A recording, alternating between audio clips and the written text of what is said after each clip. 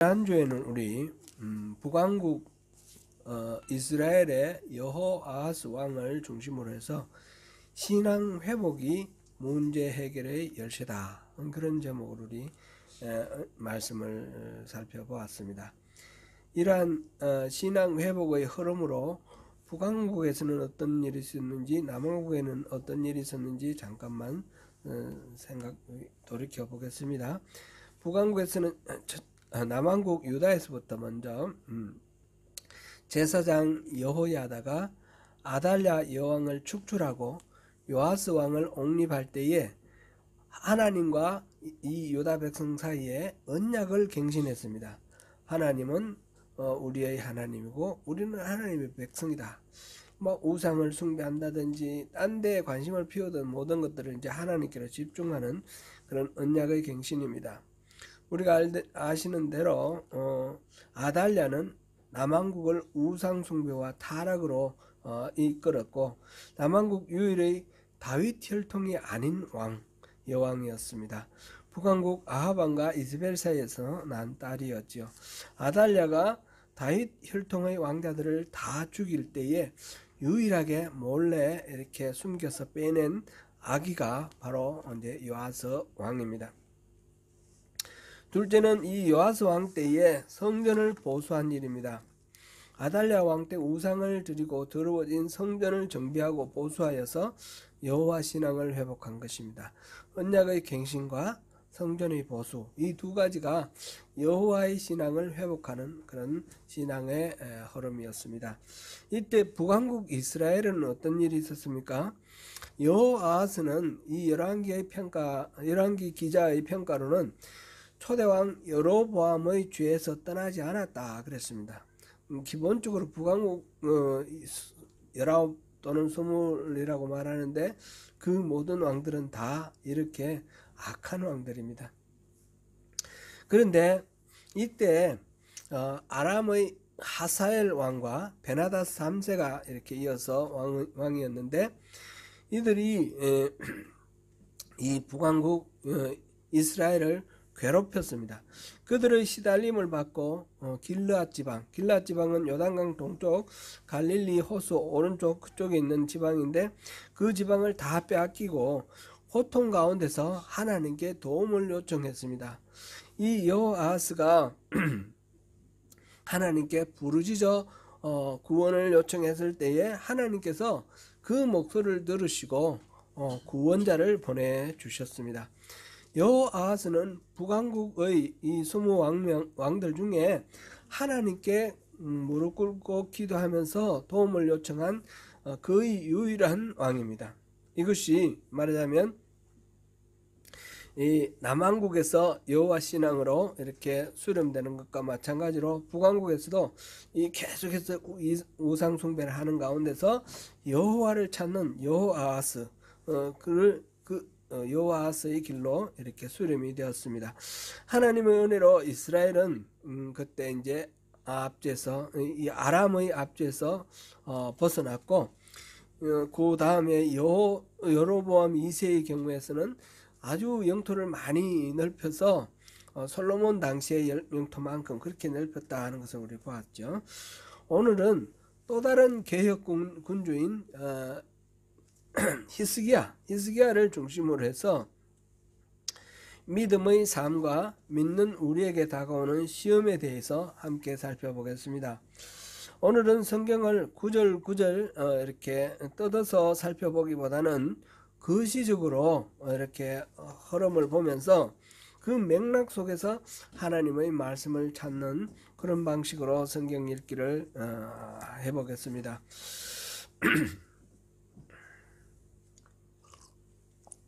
히스기야는 남왕국 유다의 13번째 왕입니다.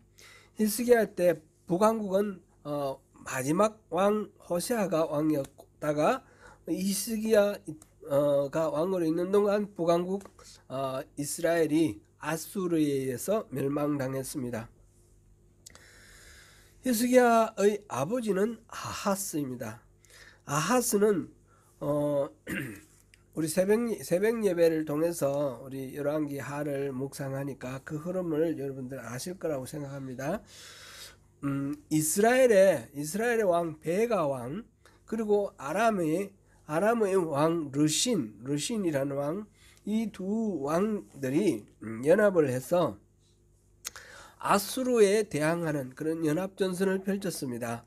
그때에 유다 왕 히스기야에게도 아하스에게도 같이 연합을 하자 그랬는데, 이 아하스가 아수르가 무서워서 그 반아수르 연합 전선에 참여하지 않았습니다.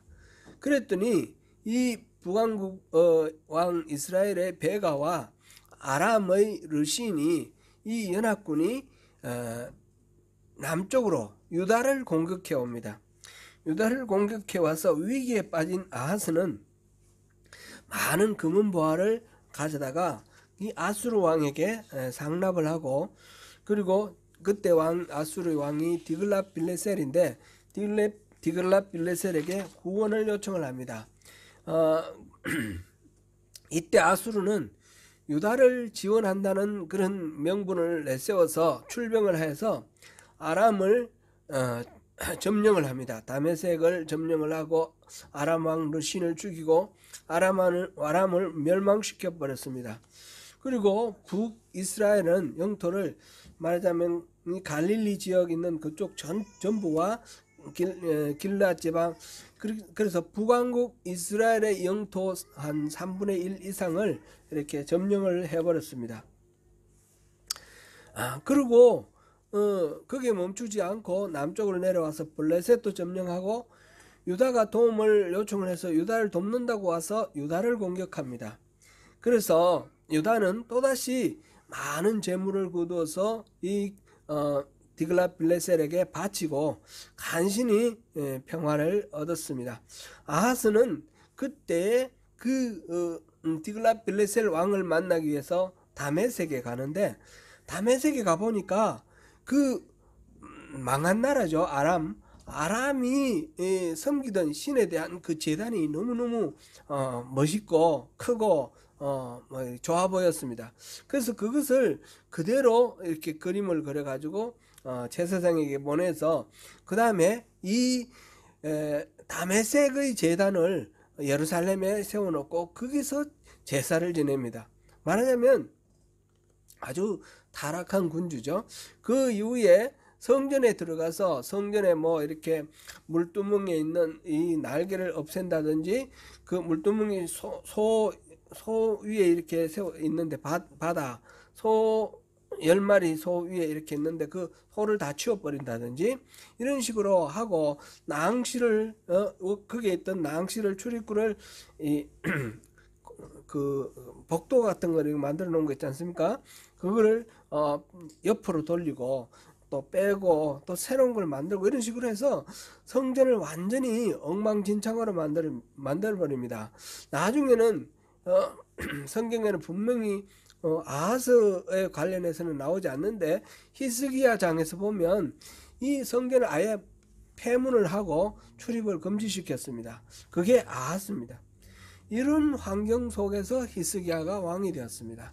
그 아버지 아하스는 우상을 숭배하기도 하고 성전을 회파하기도 하고 아주 패역한 그런 왕이었던 것입니다. 그런 가운데 히스기야가 왕이 되었는데 25살에 왕이 되어서 29년간 통치했다 그랬죠. 이 히스기야 왕이 하나님 보시기에 참 아름답고 이쁜 그런 왕이었습니다. 본문 3절 우리 같이 한번 읽어보겠습니다. 시작. 히스기야가 그의 조상 다윗의 모든 행위와 같이 여호와께서 보시기에 정직하게 행하여. 아멘. 히스기야가 이런 평가를 받게 된 이유는 나중에 우리가 요시야에 대해서도 많이 들어봤지 않습니까? 예레미야 할 때도 많이 봤고, 이 요시야 왕이 종교개혁 했는 것과 마찬가지로 히스기야와 요시야가 남왕국 20명의 왕 중에서 가장 대표적으로 종교개혁을 하고 여호와께 돌아가는 그런 신앙을 가진 사람입니다. 그래서 이런 평가를 받았습니다. 히스기야의 개혁에 대한 기록은 오늘 본문 4절입니다. 우리 같이 한번 읽어보겠습니다. 그가 여러 산당들을 제거하며 주상을 깨뜨리며 아세라 목상을 찍으며 모세가 만들었던 놋뱀을 이스라엘 자손이 이때까지 향하여 분향함으로 그것을 부수고 느후스단이라 일컬었더라. 아멘. 히스기야는 먼저 산당을 제거를 했습니다. 유다의 왕들 가운데 다윗의 모든 행위와 같다. 그래서 하나님 여호와 보시기에 정직했다. 이런 평가를 받은 사람들은 또 이 히스기야와 요시야 외에도 있습니다. 아사 왕이라든지 요사밧 왕이라든지 그렇게 긍정적 평가를 받는 왕들이 있었지만 그들은 산당을 폐지하는 데는 실패를 했습니다. 왜냐하면 산당이라는 것이 모든 백성들의 삶 속에 너무 깊이 뿌리 박은 그런 것이었기 때문입니다. 산당은 본래 가나안 사람들이 우상을 숭배할 때 했던 어떤 제단입니다. 신전 같은 그런 것이죠. 이스라엘이 가나안을 정복하여 들어온 뒤에도 이스라엘 백성도 산당을 지었습니다. 그리고 거기서 하나님을 예배했습니다. 꼭 이스라엘 사람들이 처음에 산당에서 우상을 숭배했다기보다는 하나님을 예배하기 위해서 성전이나 성막이나 가야 되는데 초기에는 성막도 성막도 시원찮고 성전도 시원찮고 성전도 안 지어졌고 그런 상황이니까 주로 산당에서 하나님을 섬기는 제사를 지냈습니다. 예를 들면 기브온 산당 같은 경우는 아주 유명하죠. 솔로몬 왕이 그곳에서 기도해가지고 하나님이 응답해 주시고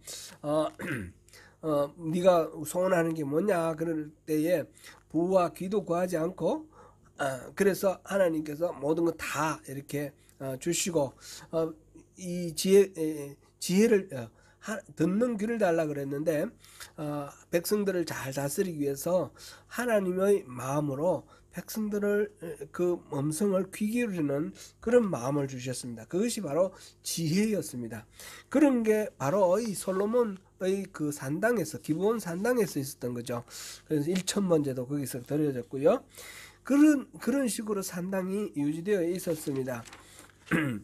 하지만 솔로몬 때에 성전이 지어졌고 그 후에도 성전이 지어지고 나면 더 이상 산당이 필요 없어질 것 같은데 성전까지는 또 멀지 않습니까? 각 지방에 있는 사람들의 입장에서는 성전까지 가지 못하니까 산당에서 예배를 드렸습니다.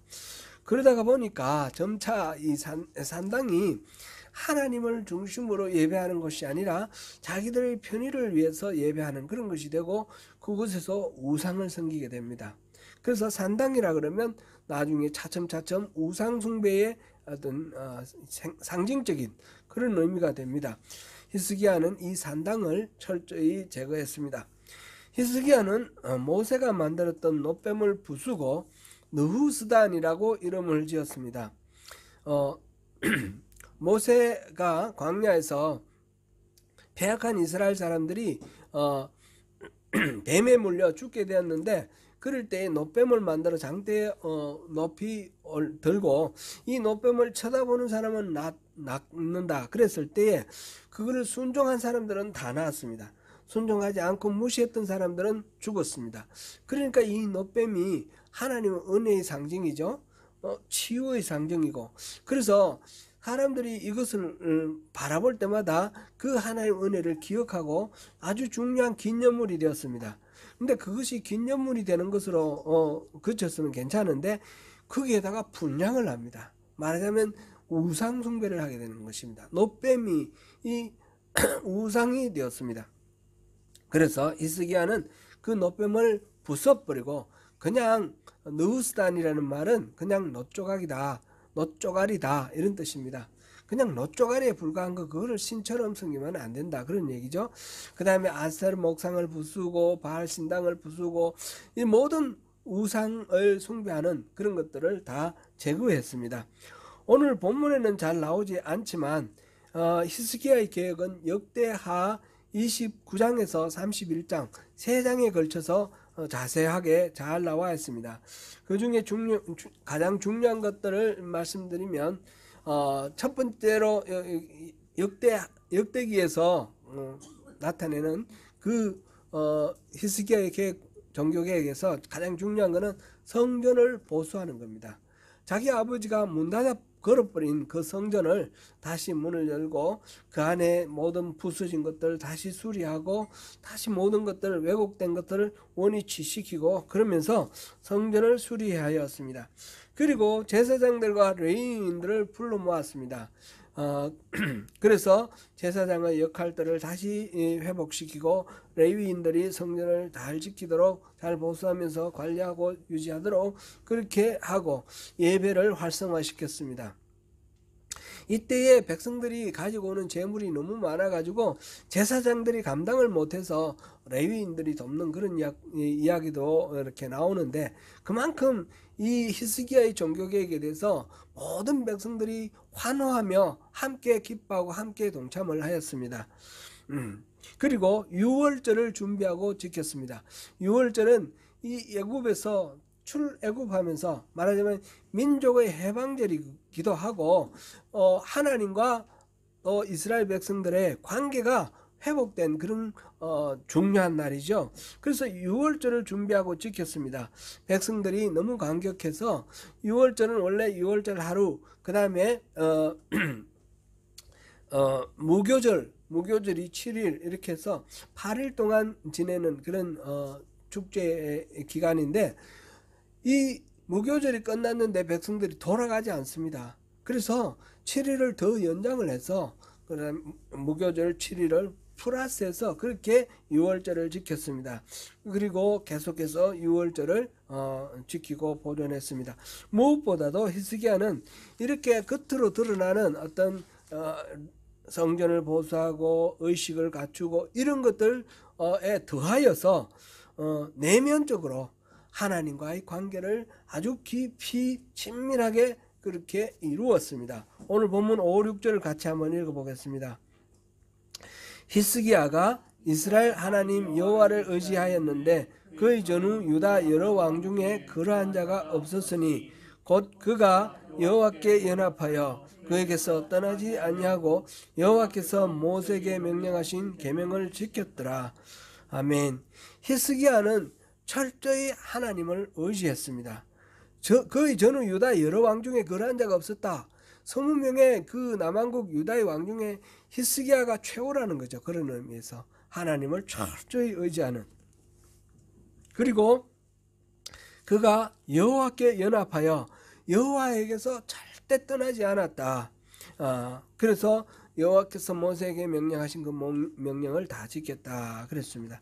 히스기야는 그렇게 하나님과 연합된 그런 굳건한 믿음으로 선 그런 대표적인 인물이었습니다. 대표적인 개혁군주였습니다. 하나님은 이러한 히스기야의 믿음을 보시고 그에게 형통함을 허락하셨습니다. 본문 7, 8절을 우리 같이 한번 읽어보겠습니다. 여호와께서 그와 함께 하심에 그가 어디로 가든지 형통하였더라. 저가 아수르 왕을 배반하고 섬기지 아니하였고 그가 블레셋 사람들을 쳐서 가사와 그 사방에 이르고 망대에서부터 견고한 성까지 이르렀더라. 아멘. 이렇게 하나님께 연합되어 있는 이 히스기야의 모습을 보고 하나님은 너무너무 기뻐하셔서 그를 형통하게 해주셨습니다. 이때 히스기야는 아수르의 집에서 물리치고 블레셋을 정복했습니다.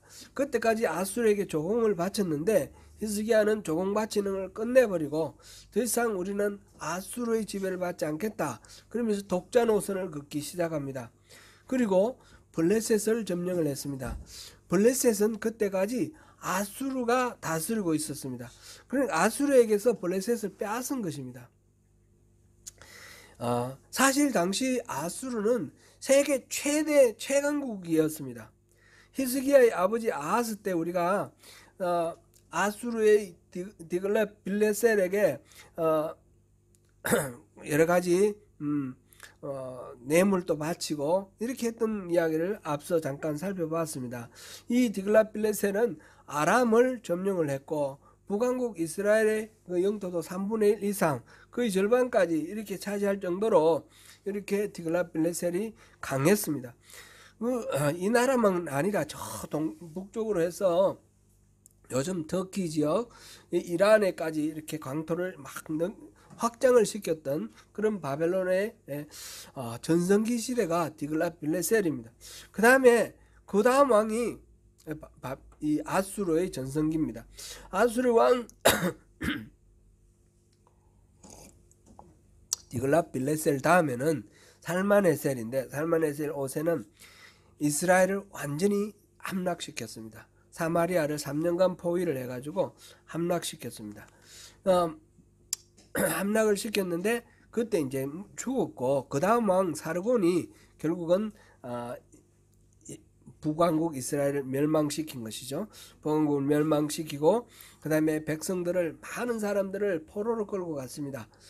이 북왕국에 있는 백성들을 포로로 끌고 가서 유프라테스 강 상류, 또 티그리스 강 상류, 그리고 오늘날 이란 땅 이런 쪽으로 가서 다 여러 마을에 이렇게 흩어버렸습니다.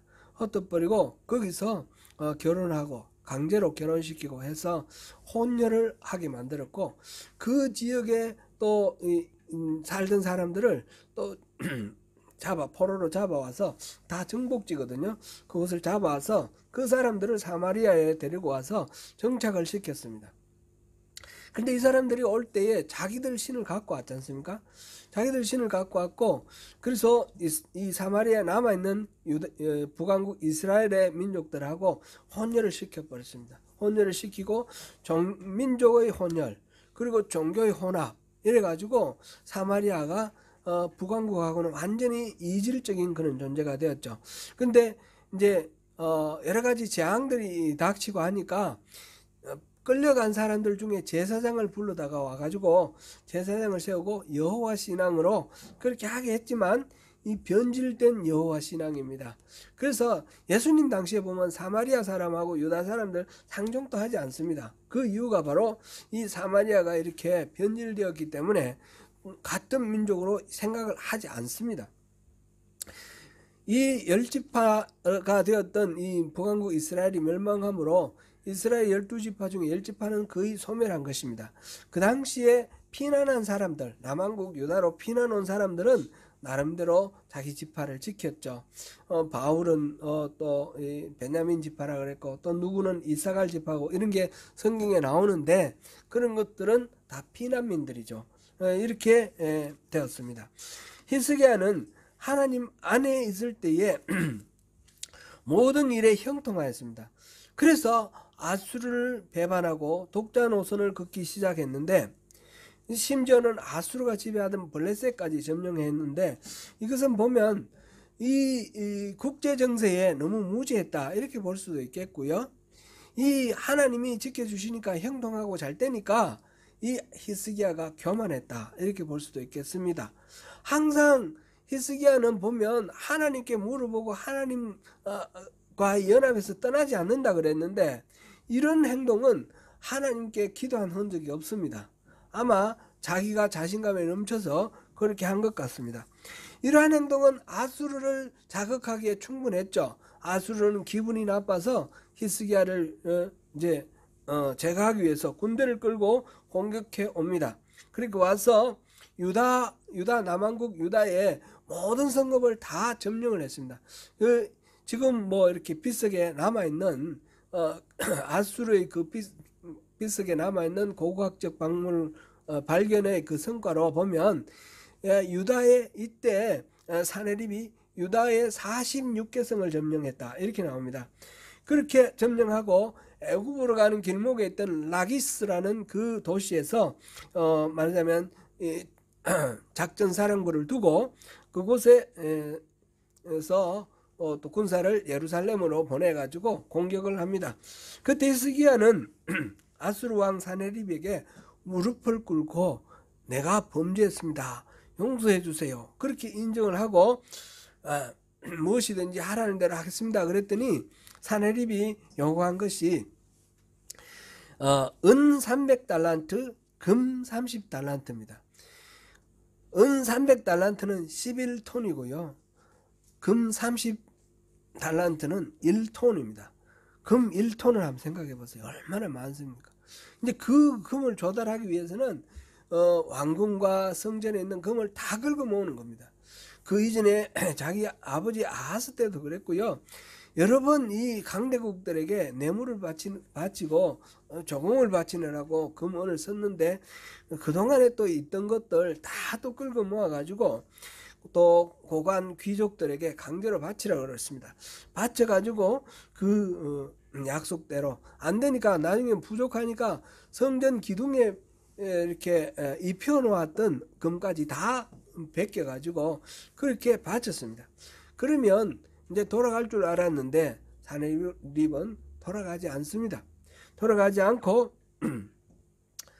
그 다음으로 또 다시 공격을 하는데, 늘 하나님 안에 있던 히스기야가 이렇게 하나님께 기도하고 묻지 않고 행동하는 것, 이게 시험에 실패한 것 아닌가, 히스기야의 연약함이다, 이렇게 우리가 볼 수 있겠습니다. 아수르군은 보물을 다 받고도 돌아가지 않았습니다. 도리어 군대를 이끌고 예루살렘으로 올라와 예루살렘을 포위하였습니다. 그리고 온갖 모욕적인 말로 유다왕 히스기야를 조롱하였습니다.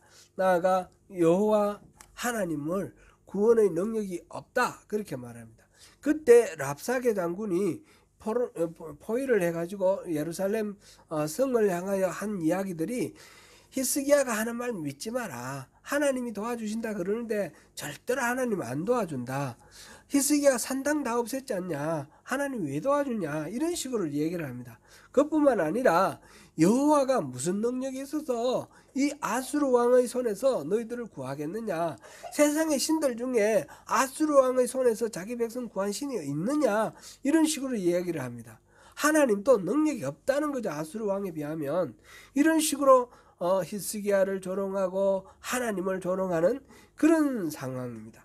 히스기야가 늘 하나님의 그 연합 안에 있을 때에, 모든 것이 형통할 때에 이런 적이 갑자기 나타나서 위기가 몰려왔던 것입니다.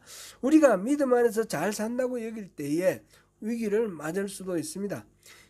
믿는다고 해서 무조건 모든 일에 보호를 받고 아무 이 어려움이 없고 만사 형통한다, 이런 식으로 우리가 생각할 수는 없습니다. 믿는 사람들에게도 교통사고도 날 수도 있고 다른 사고도 날 수 있기도 합니다. 믿는 사람에게도 시련이 닥치기도 합니다. 아프기도 할 수 있고요. 믿는 사람에게도 공공한 상황이 닥칠 수 있습니다. 이때 신실한 신 하나님을 믿지 못하면 낙심하게 되고, 하나님이 나에게 뭘 안 해주신다고 원망하게 되면서 믿음을 잃어버리는 그런 경우도 많이 있습니다. 이때가 바로 시험의 순간입니다. 눈앞에 내가 스스로 감당할 수 없는 문제와 위기가 닥쳤을 때, 그럴 때 하나님을 우리가 어떻게 생각하고 어떤 태도를 가지고 하나님 앞에 서느냐, 그것이 바로 시험대에 올려져 있다는 그런 의미입니다. 이때 히스기야는 여호와께로 돌아갔습니다.